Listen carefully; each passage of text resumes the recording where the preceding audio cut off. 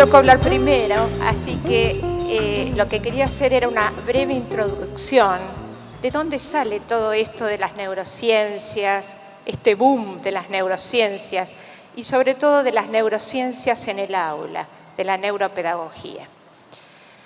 Hasta hace apenas 20, 30 años, 2 o 3 décadas, no se sabía demasiado del cerebro.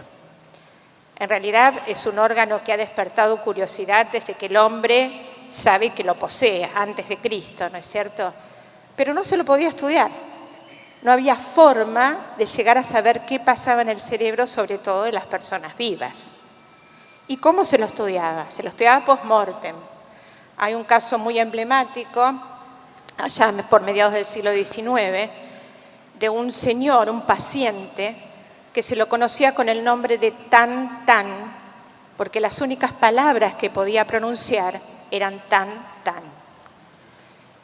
Cuando fallece, su médico dice, bueno, voy a investigar un poquito este cerebro, porque si hay algún área dañada, seguramente va a ser la encargada de articular las palabras que este señor no podía producir. Bueno, y es así como investiga y se da cuenta que en el hemisferio izquierdo, No, para este lado. Ahí está. Me pongo a este lado. En el hemisferio izquierdo, en la parte inferior de su lóbulo frontal, había una zona dañada. Y como este médico, algunos lo conocerán, se llamaba Broca, puso a esta área su nombre y actualmente la conocemos como el área de Broca, que es fundamental para articular el aprendizaje. Y así era como se manejaban, ¿no? A través de la observación. Una vez que fallecía la persona, se veía si se consideraba lo suficientemente interesante ese paciente para ser analizado. Y en educación un poco nos comportábamos así, medio por ensayo y error, ¿no es cierto? Bueno, entonces, como para hacer una introducción a todo esto de las neurociencias,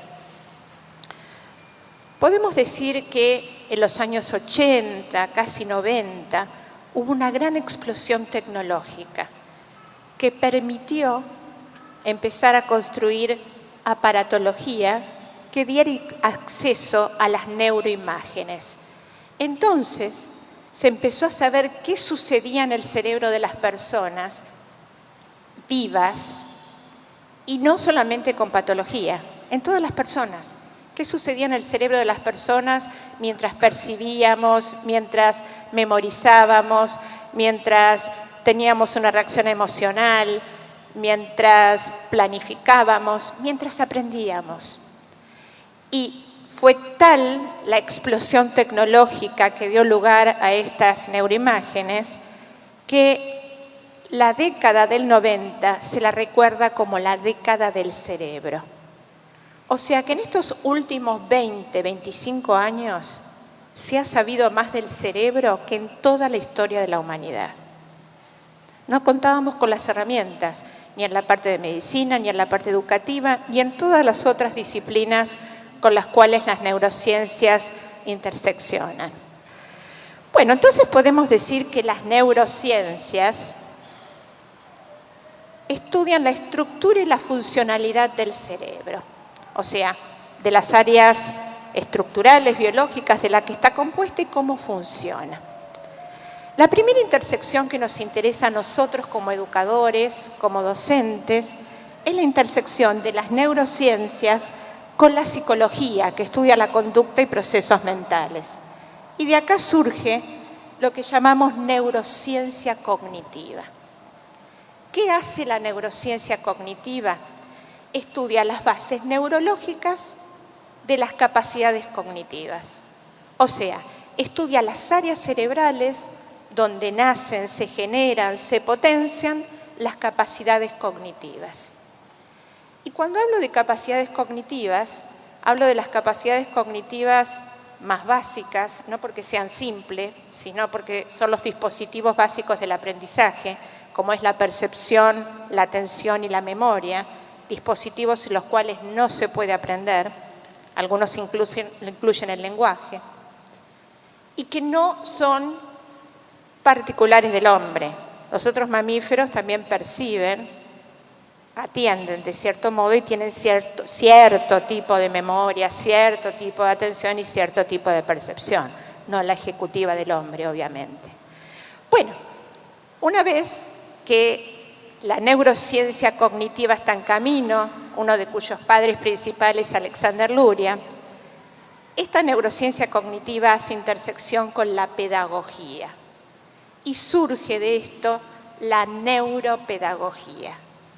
¿Qué hace? Es la disciplina que estudia el cerebro como órgano del aprendizaje. O sea, las neurociencias estudian el cerebro de distintas perspectivas. La neuropedagogía lo estudia como órgano del aprendizaje, ¿sí? Por eso es fundamental que los educadores empecemos a conocer mucho acerca de ella. Les presento, si no lo conocen, al doctor Eric Kandel. Él fue premio Nobel en el año 2000 por haber comprobado algo que un colega suyo 50 años antes ya había anunciado, pero que no había podido comprobar porque no tenía los medios. Y Eric Kandel fue el primero, digamos, que pudo realmente comprobar que cada vez que entendemos algo, nuestro cerebro se modifica. Cada vez que vivenciamos algo, las redes neuronales de nuestro cerebro cambian. Algunas redes se agrandan, otras incluyen más neuronas, otras se debilitan. Pero nuestro cerebro es un órgano plástico. De ahí que hablamos de la neuroplasticidad, que es la base del aprendizaje. Eso es lo que lo distingue al cerebro del resto de los órganos. Es plástico, cambia continuamente. Ni el cerebro de ustedes ni el mío es el mismo desde cuando nos levantamos esta mañana. Constantemente está modificándose, adaptándose, reorganizándose, y esto se produce durante toda la vida, hasta el último minuto de nuestra vida. Y Eric Kandel, que recibió el premio Nobel en cierto modo por comprobar todo esto, nos dice que las neurociencias modernas invitan a los educadores a repensar el aprendizaje. Dice, la neurociencia, con su capacidad de enlazar la biología y los estudios cognitivos, lo que estuvimos diciendo, ha hecho posible que se empiece a explorar la biología del potencial humano, que podamos entender qué nos hace lo que somos. Y yo agregaría algo más. Esto que ven acá, no sé si habrá alguno de mi edad, pero en mi época tenía ese formato. Me dicen que el cerebro mágico todavía existe. Cuando yo era chica, casi medio siglo atrás, este era el formato que tenía. Era un juego que realmente me encantaba. Tenía que apretar, si ponía la pregunta con la respuesta correcta, se prendía una luz. Y bueno, tiene un gran impacto emocional para mí este formato, este dibujo, ¿no? Por eso lo elegí como fondo, para presentarles esta frase, que es de Leslie Hart, que dice, enseñar sin saber cómo funciona el cerebro es como querer diseñar un guante sin nunca haber visto una mano. Y muchos me dirán, pero hasta ahora venimos enseñando y aprendiendo. Sí, pero ¿cuántos han quedado en el camino? ¿Cuántos no han podido descubrir sus potencialidades porque nos hemos preocupado siempre por compensar los déficits? Entonces, ¿por qué algunos no aprenden?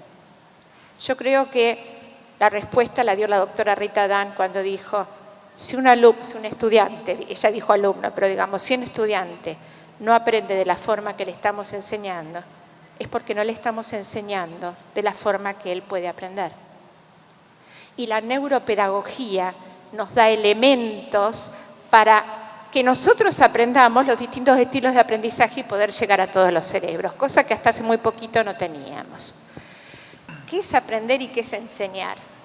Son palabritas que utilizamos muy a menudo, pero que no son tan fáciles de definir.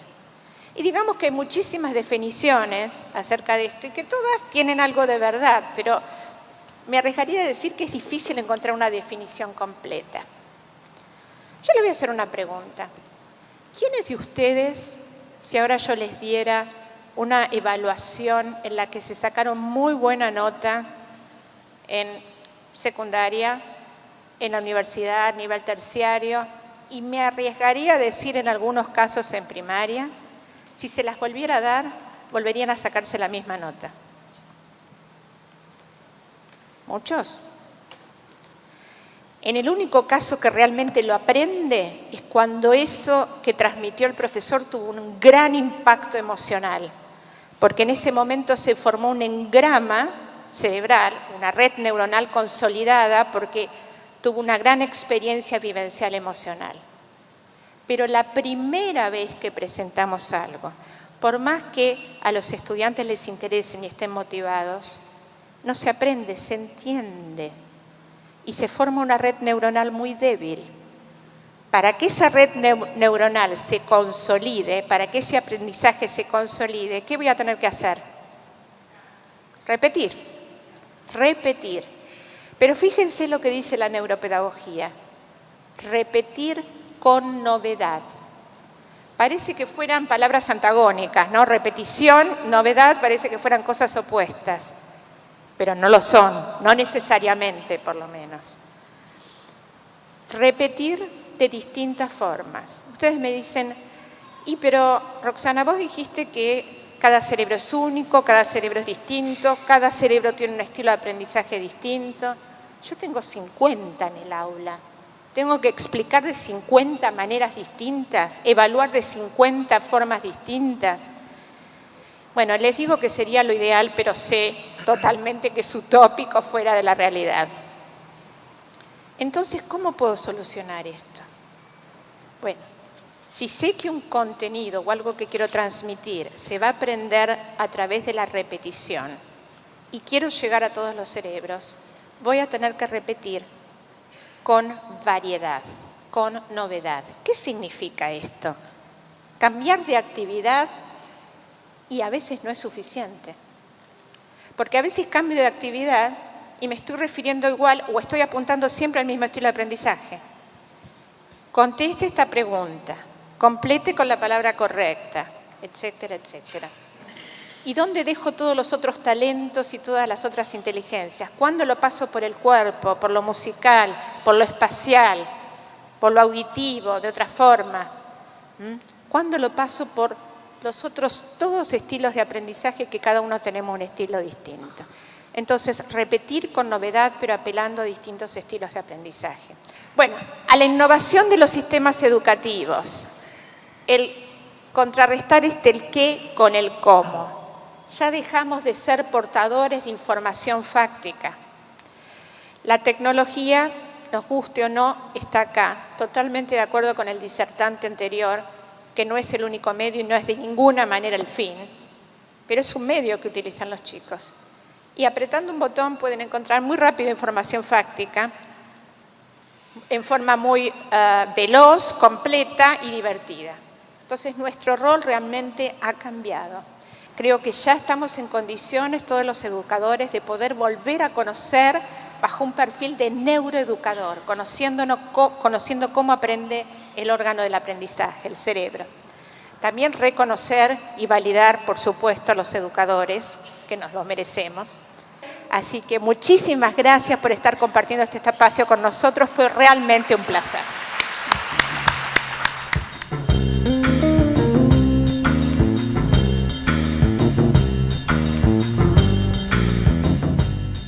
Voy a comentarles algo que es bastante simple, que hoy a la mañana tomé mate, ¿sí? No sé si ustedes tomaron mate, pero hoy tomé mate igual que ayer, igual que antes de ayer, igual que la semana pasada, igual que el mes pasado, igual que el año pasado, igual que hace un montón de años, y no me acuerdo de ninguno de esos hechos. De hecho, ni me acuerdo del mate de hoy, pero sé que lo hice un montón de veces. Pero lo increíble de los mates y de las mañanas es que sí me acuerdo muchísimo del mate que estaba tomando el 11 de septiembre del 2001. ¿Sí? Quiero que levanten la mano. ¿Quién recuerda el evento en sí? ¿Sí? Bueno, estamos en condiciones de decir que en esta sala hay un montón de humanos que estaban viendo la tele, que vieron esto. ¿Sí? Pero la pregunta siguiente es un poco más compleja. Más allá de acordarse de ese evento, que puede ser recordado por una repetición de veces que uno lo ve en la tele o en el noticiero, ¿quién recuerda lo que estaba haciendo en ese preciso momento? ¿Sí? O sea, me gustaría ir preguntándoles uno por uno, pero cada uno me puede decir, yo estaba desayunando, me acuerdo de esa mañana. Entonces, en algún momento tu cerebro en algún momento hace como graba algo, ¿sí? Y lo guardás, ¿sí? Y en algún punto estos artefactos evidencian la carencia. Estos artefactos y hasta el lenguaje y la escritura evidencian la carencia de que en algún momento el humano se dio cuenta que no podía memorizar. Entonces que necesitaba de alguna manera retener algo. Entonces el chiste de la ciencia, o por lo menos de la ciencia que yo intento hacer, es de tratar de descubrir cómo es este cassette, cómo es este mecanismo que tiene el cerebro, y tratar de saber en qué momento el cerebro decide poner rec o dejar pasar esa historia, ¿sí? Y una de las cosas que a mí me interesa conocer es que hace muchos años la neurociencia está abocada a descubrir. Este señor se llama Ramón y Cajal, hace casi 100 años empezó a dibujar estas neuronas, ¿sí? Lo interesante es saber que las neuronas, o los científicos, voy a dejar de decir neurociencia porque ya es una moda, así que voy a decir científicos, que en realidad lo que somos, empezamos a ver las neuronas así, ¿sí? Y si ustedes no se maravillan, es bastante importante que puedan darse cuenta la complejidad que tiene un sistema. Bueno, de estas neuronas, de estas células, ustedes tienen miles de millones. Y lo más maravilloso es que esas células solas no hacen nada. La gracia de las neuronas y la gracia de la vida y de todas las conductas que ustedes tienen es que estas neuronas tienen la capacidad de conectarse, ¿sí? Mediante conexiones sinápticas. Cada vez que aprenden, ustedes generan conexiones. ¿El problema cuál es? La escuela cómo sigue siendo, así. El conocimiento del cerebro cómo sigue siendo, así. Estamos así en un aspecto, estamos así en otro. Yo trabajo con la memoria, ¿sí? La memoria es un proceso fascinante que la humanidad tiene y que tienen también los animales. Ya hablaron de la plicia, que es un gusano espantoso que le permitió a Candel ganar el premio Nobel. Pero la memoria básicamente es un proceso muy extenso en el cual uno adquiere información. Ustedes en este momento están adquiriendo información, pero no automáticamente la guardan, sino la van a empezar a consolidar, ¿sí? Ese proceso de consolidación maravillosamente dura hasta 12 horas. Quiere decir que ahora están guardando información, están comenzando a guardar información que su cerebro va a terminar de procesar o decidir si lo guarda o no a las 12 de la noche, ¿sí? Para mí eso es fascinante, porque en el medio de ustedes, ¿qué les pasó? De todo, ¿sí? Y por último, una vez que guardaron esa información, ustedes lo que van a hacer es evocar ese recuerdo. ¿Qué es la evocación? Es la pregunta que yo les dije. ¿Se acuerdan lo que estaban haciendo el 11 de septiembre? ¿O es lo que ustedes hacen en los exámenes con los chicos? ¿Sí? Que evoquen ese recuerdo. Tenemos memorias de corto término, que son las memorias que duran pocos minutos, y memorias de largo término. Las memorias de largo término pueden durar días, años, o no sé, mi abuela tiene memorias de largo término que duraron 90 años, porque se acuerda de su niñez. Hay que ver si es cierto, pero bueno, yo creo que sí. Yo le digo que sí. Entonces, ¿cómo descubrimos o cómo asociamos de alguna manera esa idea de que en el 11 de septiembre o en esa mañana algo nos sorprendió y nuestro cerebro puso el botoncito para grabar y nos acordamos absolutamente de todo, pero no nos acordamos del día siguiente? Ni el 11 de septiembre del año pasado, ni el 11 de marzo de este año, ni la mañana de hace 2 días, ¿sí? Si no les pasó nada. Entonces, ¿qué le sucede al cerebro de ustedes cuando están guardando información? Y esto es importante. Piensen lo siguiente. En un momento a alguien le están enseñando algo, puede ser la letra A o cualquier aprendizaje, mi nombre, mi cara, lo que sea, por lo menos 2 neuronas se van a conectar, ¿sí? Por lo menos, repito, 2 neuronas se van a conectar. Si ese aprendizaje es irrelevante, ¿sí? Lo que va a generar es que esa conexión desaparezca, ¿sí? Que por eso nos olvidamos las cosas. Entonces, lo que nosotros hipotetizamos es que en esa conexión hay una neurona que va a generar como si fuese una banderita o una marca o una etiqueta que está diciendo, che, tengo un recuerdo, ¿sí? Esa banderita, cuando deja de flamear, la neurona se desconectó. ¿Hasta ahí vamos bien? ¿Qué pasa si, en vez de tener un recuerdo débil, tenemos un recuerdo novedoso, algo que lo recordamos todos los años, una anécdota, la primera vez en cualquier situación de la vida, que la recordamos el primer día de clases, el primer examen, el primer día de trabajo, el primer beso, y no voy a seguir con las primeras veces. ¿Qué pasa en el cerebro con esa primera vez, con un evento novedoso? Se va a generar la misma conexión, ¿sí? Se va a generar la misma banderita en esa conexión. Pero lo mágico que sucede es que va a gatillar lo que se llama síntesis de proteínas. Las proteínas son moléculas muy complejas que lo que van a hacer, van a ir a donde está esa banderita y van a ayudar a esa banderita que se sostenga por más tiempo, ¿sí? ¿Se entiende? Imagínense, ¿vieron los hombres esos que señalan para que llegue el avión? Imagínense una persona haciendo este movimiento y proteínas que le llegan. Mientras esas proteínas llegan, el aprendizaje se sostiene, la memoria se sostiene. Pero ¿qué pasa? ¿Qué pasa si asociamos un aprendizaje muy suave e irrelevante con un evento novedoso? ¿Qué va a haber? Dos banderitas, ¿sí? La banderita del aprendizaje suave o irrelevante y la banderita del aprendizaje fuerte. Pero ¿qué también va a haber? Proteínas. ¿Y las proteínas dónde van a ir? A las dos banderitas. Entonces, ¿cuántos aprendizajes refuerzo? ¿Uno o dos? Los dos. Entonces, aprendo muchísimo más o recuerdo muchísimo más los eventos irrelevantes gracias al efecto de una sorpresa. ¿El problema cuál es? Es descubrir si ese proceso funciona en el cerebro de los chicos. Y si funciona en el cerebro de los chicos, sería genial, porque sería una estrategia ¿para qué? Para mejorar el aprendizaje.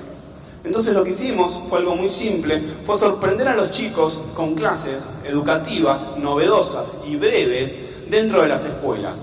¿A cuántos chicos? Comenzamos con 1.600 chicos de escuelas primarias, ahí vemos el abanico de escuelas donde trabajamos, y generamos un aprendizaje, que era la lectura de un cuento. La maestra llegaba, le leía un cuento, que es algo habitual, y lo que hacía era...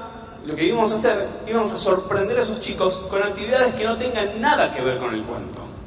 Porque el mate y la mañana de ese 11 de septiembre no tiene nada que ver con el avión. Fue la sorpresa. ¿Sí? ¿Me siguen hasta ahí? Entonces, piensen en la actividad. Tenemos dos divisiones, la maestra entra, les lee un cuento a los dos.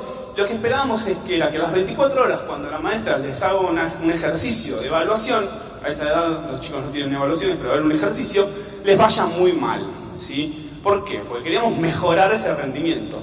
¿Cómo queremos mejorar ese rendimiento? A través de una sorpresa.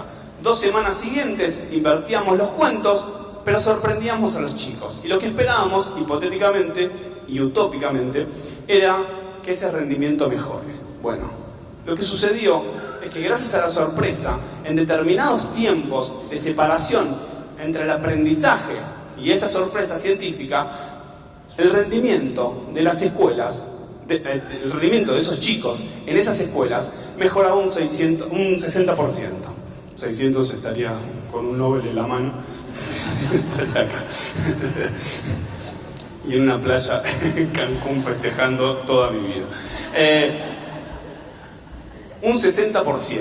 ¿Sí? Que es un valor muy alto, porque la diferencia entre un aprendizaje y el otro, ¿cuál fue? Sorprender a los chicos 10 minutos. Es esencial entender que tiene que haber un vínculo entre la escuela y la formación de contenidos, que nutra de alguna manera de contenidos científicos a los docentes y que nutra a los científicos de problemáticas docentes, para que se generen nuevos contenidos. Al día de hoy, y para ser breve, ya sé que termino, no solo pasamos por escuelas primarias, sino que pasamos por escuelas secundarias, pasamos por la universidad. En la universidad lo que estamos haciendo son monólogos muy chiquititos de 2 minutos que interrumpen clases de fisiología, ¿sí? Entonces entra una persona disfrazada de médico, cuenta un chiste, los pibes ponen cara de... ¿Qué es esto? Perdón, editen el video. Ponen cara así, como entienden, y se va. Bueno, esos 5 minutos de esa sorpresa mejora la clase de fisiología, ¿sí? Entonces, en la desesperación, formamos lo que se llama Educando el Cerebro, que es una organización que todavía no sabemos qué corno es, pero funciona bastante bien.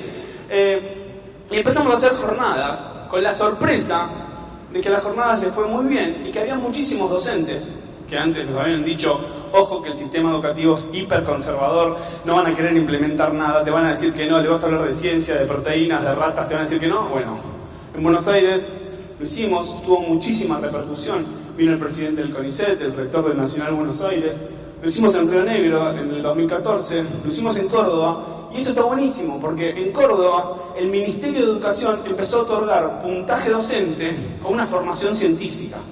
Es la primera vez que pasa que científicos forman a docentes, lo cual para nosotros es como un mini Nobel de la voluntad. Y una cosa interesante, sacando la foto esa que es espantosa porque yo me estoy sacando la transpiración, nos empezaron a poner en consulta, o sea, científicos que hace 7 años vienen trabajando en investigación del sistema educativo, pueden opinar acerca del sistema educativo, lo cual eso es genial para nosotros, ¿sí? Hicimos una jornada en Buenos Aires y empezamos a incorporar filósofos, periodistas deportivos, actores, ¿sí? No solamente gente que trabajaba netamente en ciencia, sino que personas que podían contribuir al conocimiento.